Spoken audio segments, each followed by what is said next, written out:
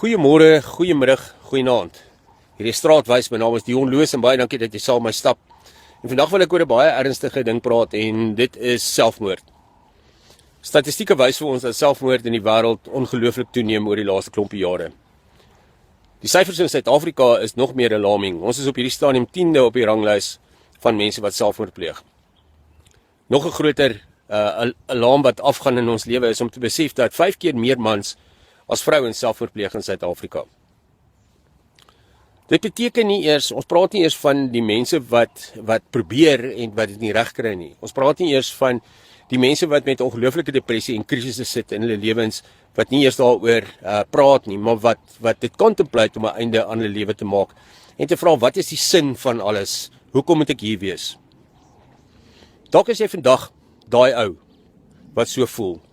Dalk is jy die persoon wat contemplate hoe jy dit gaan doen, wanneer jy dit gaan doen, waar jy dit gaan doen. En ek wil vir jou sê, ek wil hê dat jy moet gaan hulp soek. En ek gaan nou vir jou 'n bietjie vertel wat ek dink wat jy moet doen. En veral mans.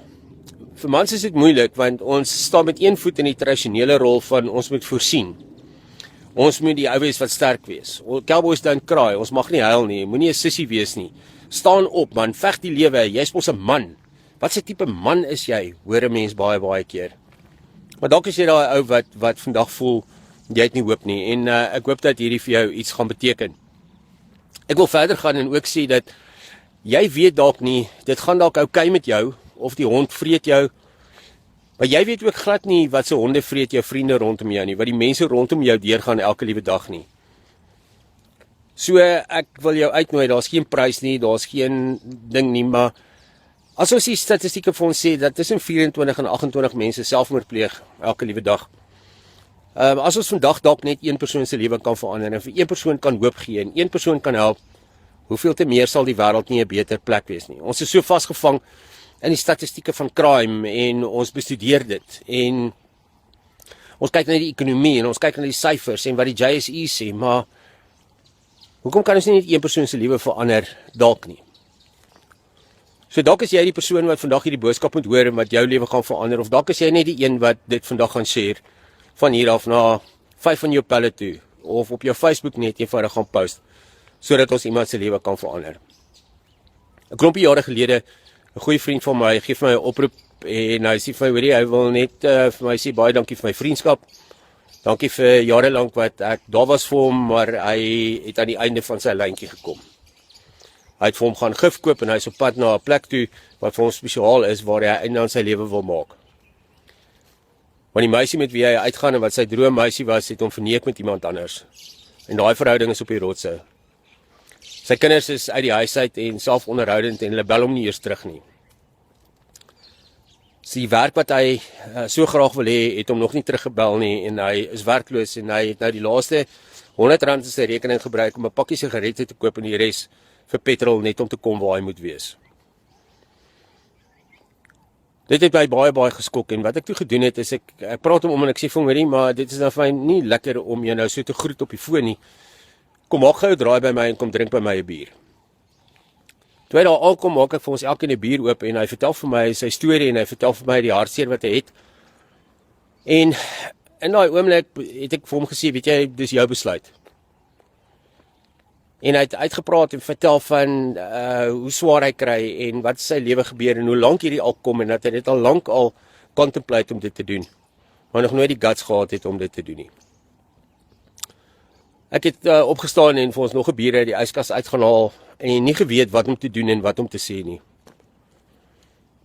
En die volgende woorde het by my opgekom en ek dink dit is miskien van bo af, van die Here af, want ek sê toe vir hom, sê nou net, môre verander jou hele lewe.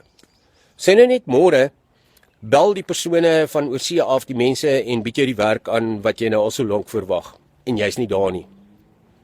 Sê nou net, die meisie van jou drome by wie jy eintlik moet wees, jou sielsgenoot, sit vandag en wag en hoop dat iemand haar gaan kom haal, dat iemand haar lewe vir haar gaan gee wat sy ook verdien en jy daag nie op nie. Wat nou net daarvan as jou kind môre 'n krisis het en hy kan jou nie bel vir raad nie? Sê nou net. Hy het toe daar weggery en die aand toe gee hy my 'n oproep en hy sê vir my, hy het toe besluit om dit nie te doen nie. Hierdie is jare later en hy het op 'n wonderbaarlike manier het hy 'n meisie ontmoet wat saam met hom op skool was, wat hy vir jare lank nie gesien het nie, en hulle is ekstaties gelukkig. Hy het die werk gekry oor see en hy is finansiëel in 'n baie beter posisie as wat hy ooit in sy lewe was. Hy kan in die oggende of in die middag kan hy sy kleinkind gaan haal en vat vir 'n milkshake by die Wimpy. Sê nou net môre gebeur die dinge in jou lewe en jy wat dalk op hierdie stadium dink daaraan om 'n einde aan alles te maak. Wil ek vir jou sê nou net. Al die dinge wat jy oor droom, al die dinge wat jy oor stres, al die drome wat jy het, gaan in een oomblik gaan dit waar word. En sê nou net, die goed waaroor jy stres is binne in die volgende uur of die volgende dag uitgesorteer. Daar's altyd hoop.